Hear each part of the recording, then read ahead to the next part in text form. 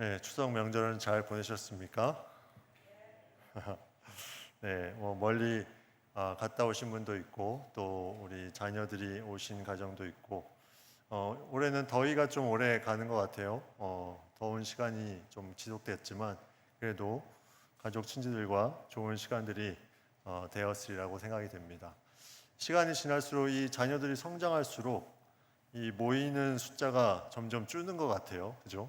어릴 때는 명절 때 모이자 그러면 알아서 모였는데 이제 크니까 자기 일도 많고 뭐 여러 가지 해외 이제 있는 자녀도 있고 하니까 여러 가지로 모이지 못하지만 또 그런 가운데서도 가족의 소중함을 더 느낄 수 있는 귀한 시간이 되는 것 같습니다. 오늘 사사기 말씀은 계속해서 이스라엘 백성들이 어려움에 처하죠. 근데 이 어려움에 처하는 가운데 뭐 아브라함이나 모세나 다윗이나 아주 든든한 지도자가 있었던 것이 아니기 때문에 더욱더 어려운 시대였습니다.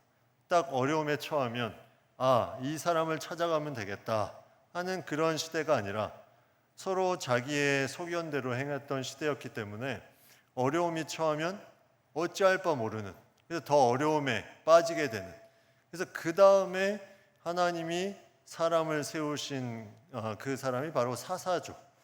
이미 리더가 있는 것이 아니라 그러한 서로 각자의 생각대로 살다가 어려움에 빠졌을 때 리더를 세우는 그런 사회, 이만큼 혼란한 시대는 없었던 것 같습니다. 우리도 마찬가지로 그러한 부분이 만약 우리의 삶에 있다면 상당히 혼란스러웠겠죠. 개개인의 소견대로 행하다가 이게 어려움에 처하니까 그때 부르짖고 다시 사사를 보내고 또 어려움에 처하고 이게 계속된다면 그만큼 어려운 시대가 없으리라는 생각을 해보는데 이 사사 시대가 그런 시대였다는 겁니다. 근데 이제 미디안과의 공격을 받은 이 상황에서 기드온을 세우시고 하나님께서 놀라운 하나님의 역사를 또 이스라엘에게 이루어 가시는데 이 기드온이라는 존재가 인간의 그런 연약함의 모습들을 많이 가지고 있는 그런 존재로 이제 성경 말씀에 나오죠. 오늘 말씀에도 이제 사명을 받는 그 말씀의 내용에 보면 그가 뭐라고 고백하냐면 22절에 여호와의 사자인 줄을 알고 이제 깨닫고 말하는 게 뭐냐면 그가 이제 사명을 가지고 나아가야 되겠다가 아니라 뭡니까? 슬프도소이다. 내가 여호와의 사자를 대면하여 보았기 때문에 이제 자기는 죽게 된다. 이걸 생각하고 있는 거예요. 죽게 된다. 왜냐하면 이 당시에 이스라엘에는 출애굽기에도 말씀에도 나오지만 하나님을 대면하여 본 존재는 다 죽게 될 것이다. 이러한 부분들이 이제 깔려 있는 그런 배경이기 때문에 기드온이 여호와의 사자를 만나고 그가 대면했기 때문에 자신은 이제 죽게 될 것을 두려워하게 됩니다.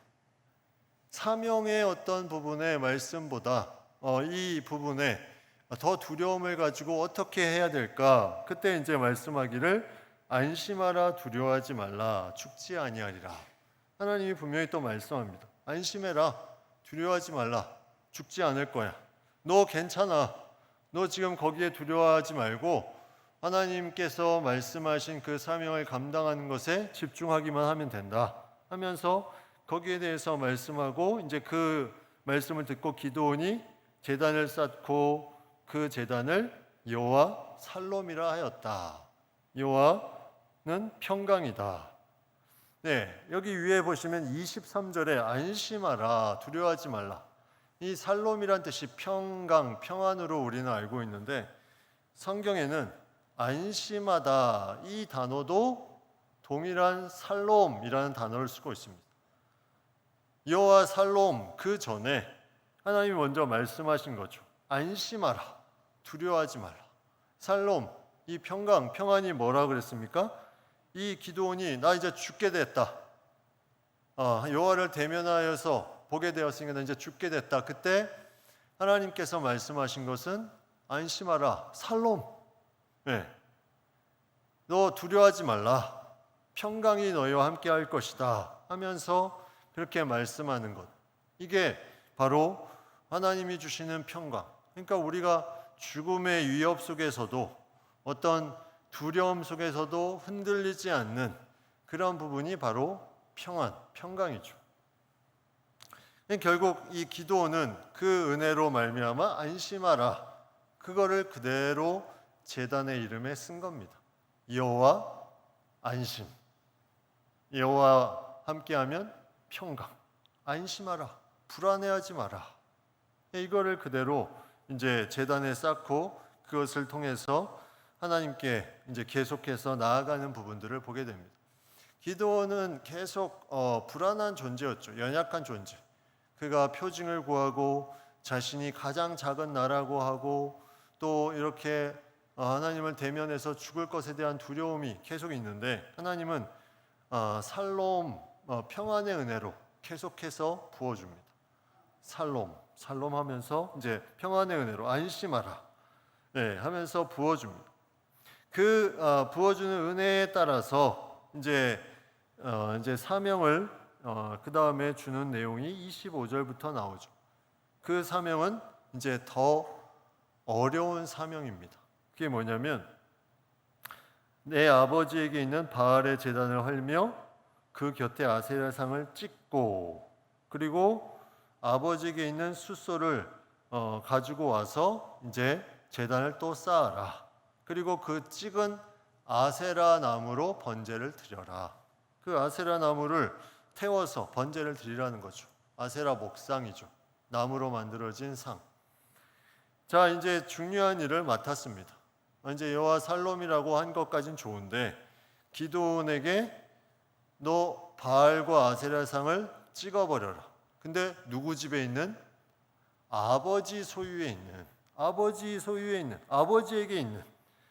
그러니까 아버지에게 있는 것을 찍어버려라. 그냥 저 멀리 있는 거면 그냥 하겠는데 아버지 소유로 돼 있는 바알과 아세라상을 찍어버리라.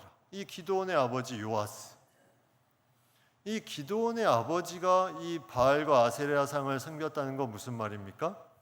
그만큼 우상이 만연했다는 거죠. 엄청나게 많았다. 이 바알과 아세라는 어떤 신이에요? 풍요와 다산의 신이죠. 풍요와 다산의 신. 그러니까 이스라엘 백성들이 풍요하고 다산, 이제 가문의 어떤 대를 잇는 것을 계속 추구하다 보니까 각 집에 우상들이 다 하나씩 있습니다. 저 우상을 섬기면 풍요해진대, 다산이래 하면서 우상들을 세워 나아가는 것, 이게 어디까지 있냐면 이 기드온의 아버지 집에까지 있는데 하나님은 이것을 시험하시는 것인지 뭔지 모르겠지만 아버지에게 있는 그 바알과 아세라상을 찍어버려라, 이렇게 말씀하십니다. 왜 아버지 집일까? 굳이 다른 집에도 우상이 많은데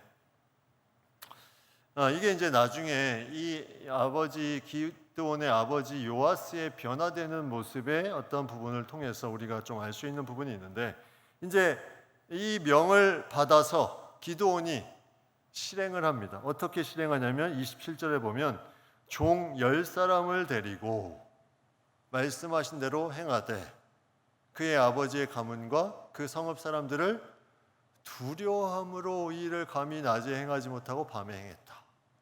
자, 여기서 또 두려워했습니다. 안심하라, 두려워하지 말라. 그가 하나님을 대면했을 때 죽을까 염려하는 그 가운데 안심해라, 두려워하지 말라 했는데 또 그가 이 명을 받고 누구를 두려워했습니까? 사람들을 두려워했죠. 사람들. 그래서 언제 했다고요?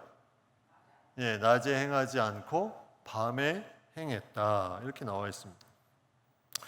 예, 기드온의 가장 계속해서 연약한 모습들이 나오는 거죠. 그가 계속 무언가를 구하고 자신이 가장 작은 자라고 하고 또 죽을까 두려워하고 그 부분이 또 인간을 두려워하는 마음으로 여기서는 또 밤에 행했다. 예, 이러한 기드온의 계속 연약한 부분들, 이제 기드온은 이제 고민이 됐겠죠. 아버지의 소유에 있는 저 우상들을 내가 어떻게 하면 무너뜨릴까? 근데 아버지의 가문과 성읍 사람들이 그 신을 섬기고 있기 때문에 내가 낮에 하면 무언가 어려움에 처할 것이기 때문에 밤에 하자. 이렇게 생각할 수 있죠. 밤에 하면 하나님의 명령을 깔끔하게 처리할 수 있을 것 같아. 왜냐하면 들키지 않으니까 뭔가 잘 처리할 수 있을 것 같다. 그런 마음도 들 수 있겠죠. 그래서 밤에 이제 이것을 행하게 됩니다.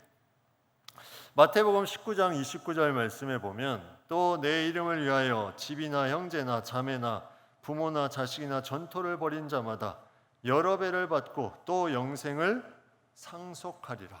예, 이게 기도원의 오늘 본문에 나오는 중요한 메시지인데, 아버지를 생각하는 그 기도원의 마음이었다면 이 우상을 찍어버릴 수가 없죠.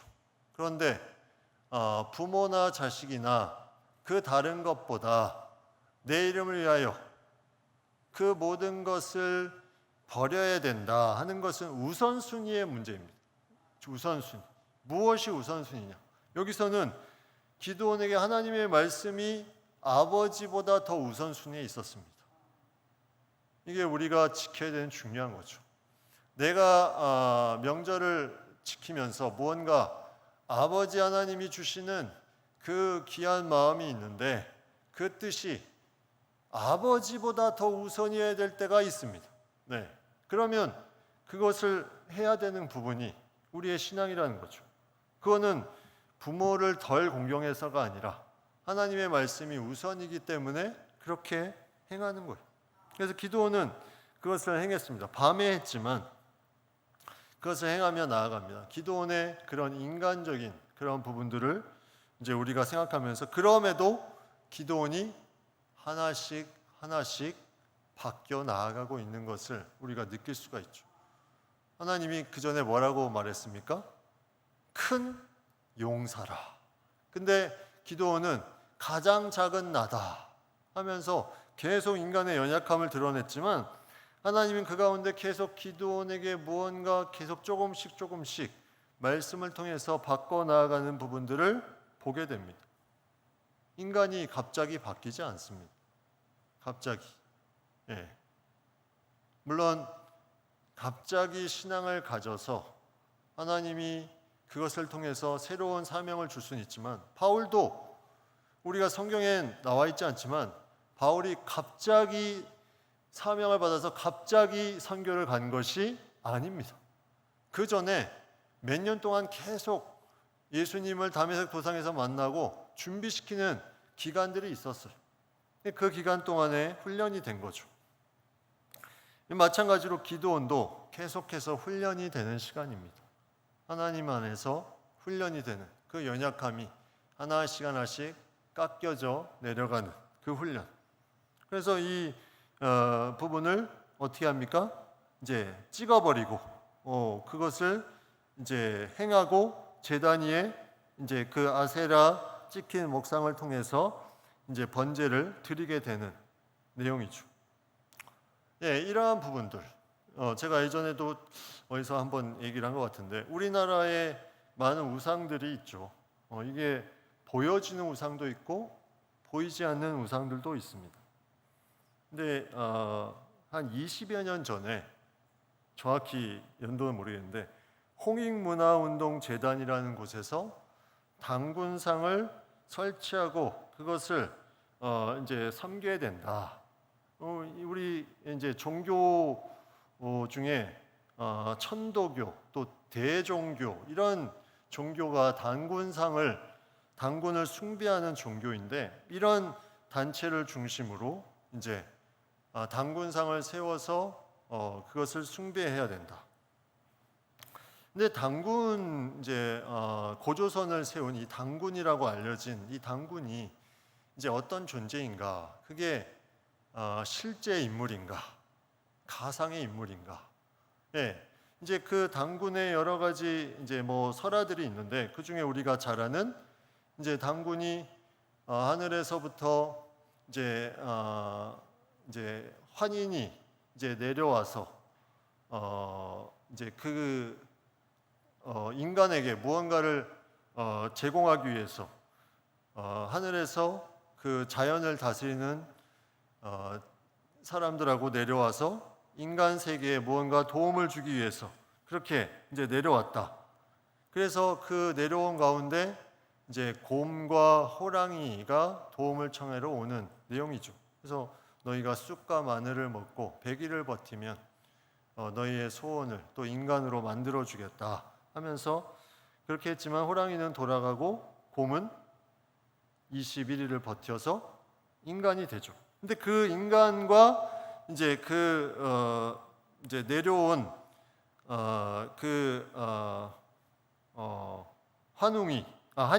한인과 한웅이 결혼을 해서 나타난 자녀가 이 단군이다.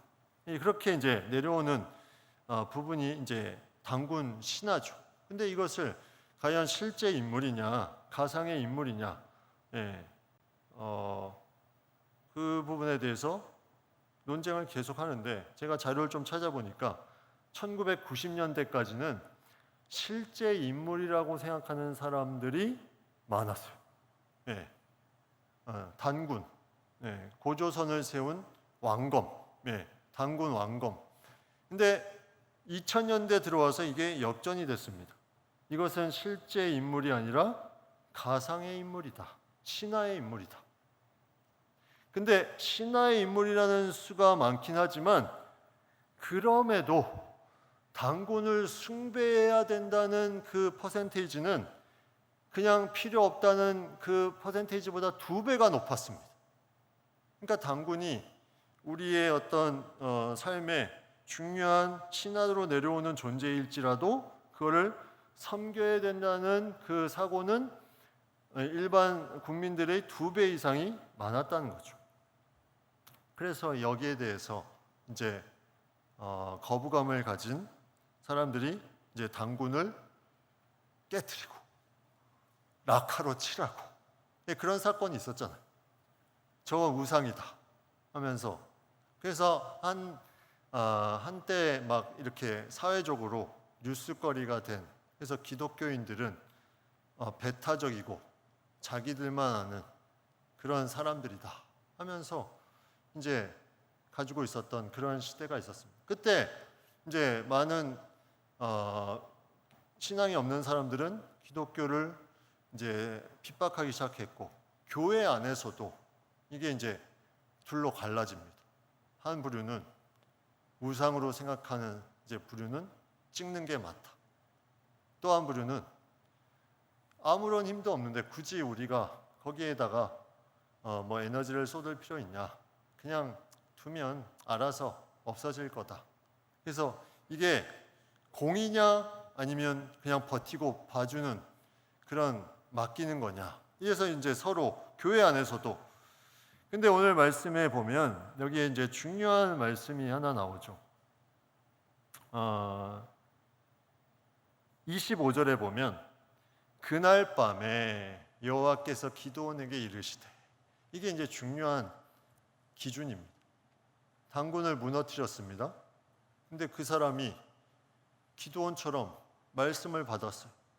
너 저 바알과 아세라상 찍어버려. 너 가서 저 단군상 찍어버려.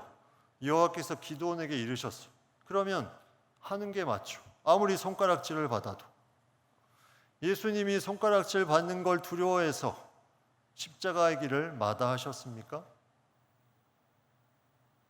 만약 그게 말씀으로 왔다면 그게 맞는 거죠. 하나님의 뜻이 어디에 있는지 우리가 말씀으로 계속 분별을 할 수 있어야 됩니다.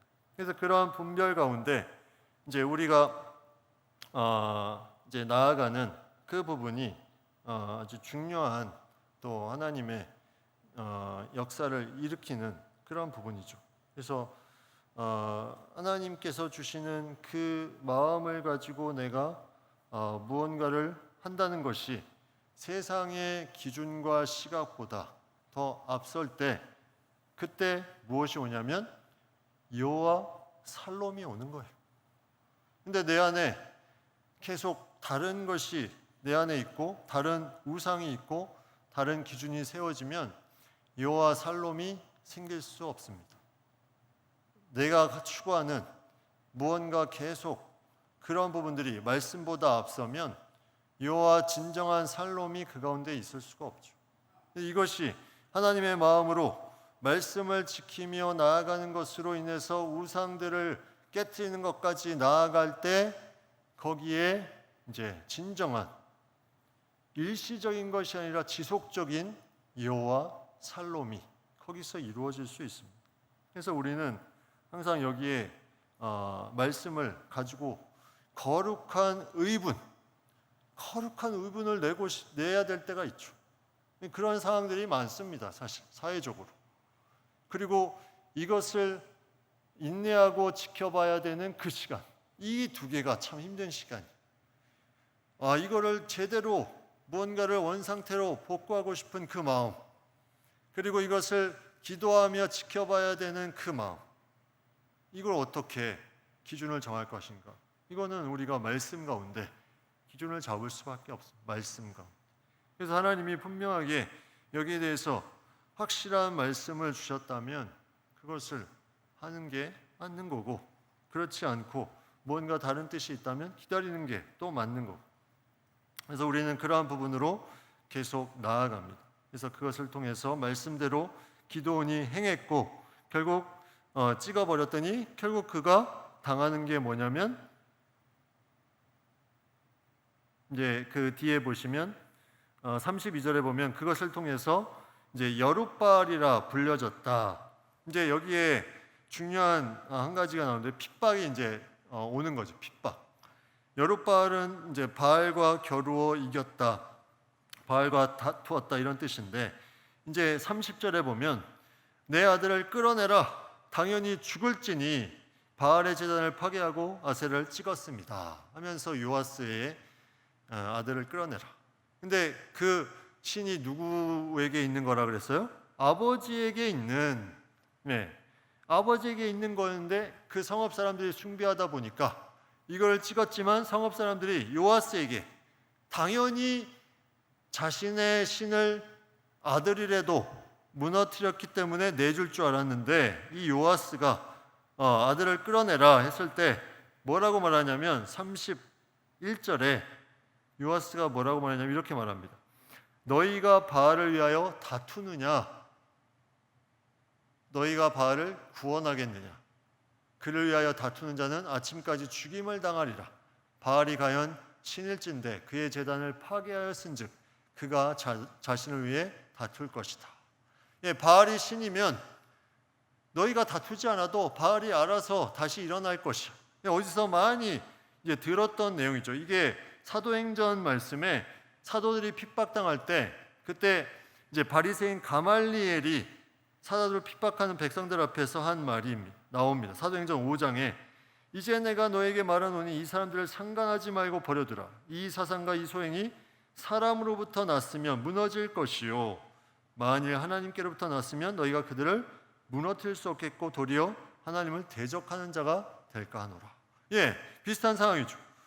하나님이 신이면 너희가 그것을 무너뜨릴 수 없다. 여기도 마찬가지죠. 바알이 신이면 너희가 그것을 안 해도 그 바알이 알아서 일어날 것이다. 그렇게 말하면서 이제 요아스가 기드온 아들을 살립니다. 요아스가 우상을 섬겼던 요아스가 어떻게 이렇게 변화가 됐을까? 기드온의 그 변화된 모습이 도전이 된 거예요. 기드온이 그의 아들이었지만 자신이 가지고 있지 않은 믿음을 가지고 하나님의 말씀을 가지고 이 우상들을 무너뜨리는 것을 보고 이 아버지인 요아스가 그 우상을 소유하고 있었지만 그 모습을 보고 저게 진짜로 느껴진 거예요. 진정성 있게 느껴진 겁니다. 여러분 여기에 능력이 있는 겁니다. 내가 하나님의 말씀을 지켜나가는 것에 이게 영향력이 있는 거예요. 내가 하나님의 말씀을 지키지 않고 주변에 영향력을 주겠다? 이것은 성립될 수가 없습니다. 기드온이 그 연약함 가운데 하나님의 말씀을 지켜나가기 때문에 주변에 영향력을 미치는 거예요. 그의 아버지가 변한 것입니다. 기드온이 저 연약했던 기드온이 저렇게 담대하게 우상을 쓰러뜨려? 그러고 보니까 하나님이 정말 살아계신 것 같다. 그 모습을 통해서 그가 변화되면서 그가 섬겼던 바알이 신이면 알아서 살아날 것이다. 이러면서 그의 아들을 이제 보호하게 됩니다. 결국 이 부분이 하나님이 이 아버지에게 속한 우상을 쓰러뜨리라고 말한 하나의 이유였음을 우리가 보게 됩니다. 바로 요아스의 변화와 기드온의 생명을 위해서 이렇게 말씀한 거죠. 이게 하나님의 놀라운 뜻이 그 가운데 있었습니다. 우리는 이 땅의 많은 우상들의 그런 부분들을 보면서 어떠한 모습을 가지고 나아가야 될까? 우리는 하나님의 뜻을 먼저 물어야 되죠. 하나님의 뜻이 어디에 있을까? 그리고 그 뜻이 명확하면 그것을 가지고 나아가는 겁니다. 10월 27일이 행복나눔잔치인데 그날은 또 하나의 중요한 우리나라 교계의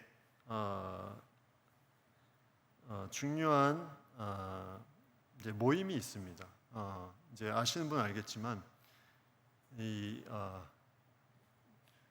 지금 너무나 많이 만연되고 있는 전 세계적으로 이 동성애에 대한 부분을 지금 해외는 동성애 설교, 동성애를 받아들이지 않는 설교를 하면 어떤 교단에서는 바로 그 자리에서 나가라고 할 정도로 교단마다 이 특색이 있지만 그 정도로 심각한 상황. 그래서 어떤 교단은 이제 하나님 아버지라고도 하지 마라. 네. 하나님이라고만 하고 이런 식으로까지 나오는 시대. 그것을 전 교회적으로 연합해서 기도 운동을 벌이는 그 시간이 저는 이걸 알고 이 날을 정한 건 아닌데 그날이 10월 27일 광화문 광장에서 2시부터 5시까지 서울에. 그래서 지금 교회적으로 계속 신청을 하고 200만 명 정도 이제 예상을 하고 전체적으로 이것을 한국교회가 더 이상 어려움에 빠지지 않도록 나아가자. 안 그러면 똑같이 동성애 반대하는 설교했다가 그냥 더 이상 할 수 없는 그런 사회가 머지않아 올 수밖에 없는 그걸 막기 위한 이런 부분들에 어떻게 우리가 같이 가야 되는가. 그래서 우리는 멀어서 갈 수는 없지만 그날 행사를 하고 온라인으로 참여할 수 있는 방법이 있더라고요. 온라인으로. 그래서 이제 장로님들과 협의해서 그 부분이 우리가 마음이 좀 합쳐지면 우리도 그런 부분에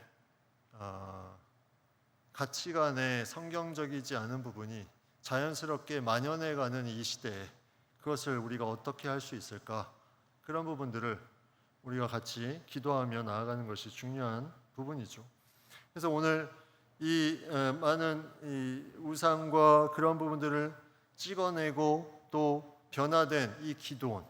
근데 이제 내적으로는 그런 부분이 있었지만 33절부터 보시면 이제는 뭐가 남았습니까? 우상은 다 이 찍었다고 쳐도 아직 대적들은 남아있죠. 미디안, 아말렉, 동방 사람들이 연합해서 이제 다시 이제 싸움을 겁니다. 근데 이제 이 싸움은 이미 결판이 난 거예요. 왜? 우상이 기드온을 통해서 다 무너졌기 때문에. 여기 34절에 보십시오.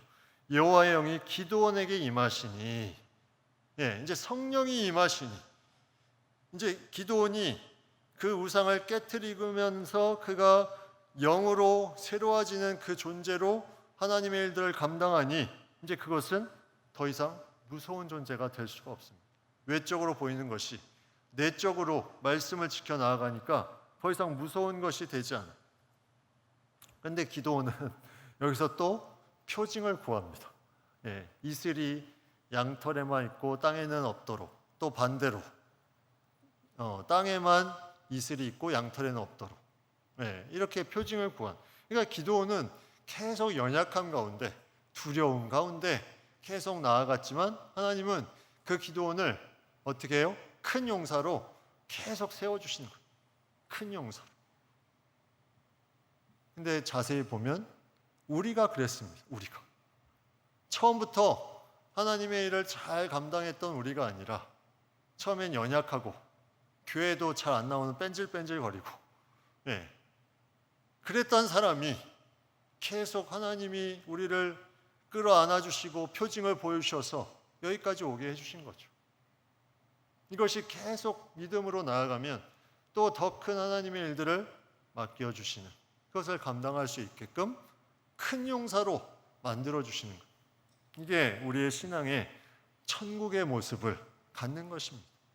원래의 모습, 그 모습을 가지며 나아가는 것이 이제 우리의 모습이죠. 그래서 두려워하는 자에서 순종하는 자로 우리를 계속 변화시키는 것. 결국 우리가 이 부분이 점점 성장하면서 성숙되면서 주의 일을 더욱더 잘 감당할 수 있게 되는. 그래서 7장부터는 그 전에 기도원의 모습이 아니라 정말 큰 용사인 기도원의 모습이 나오기 시작합니다. 7장과 8장. 하나님이 6장에서 다 만들어 주신 것.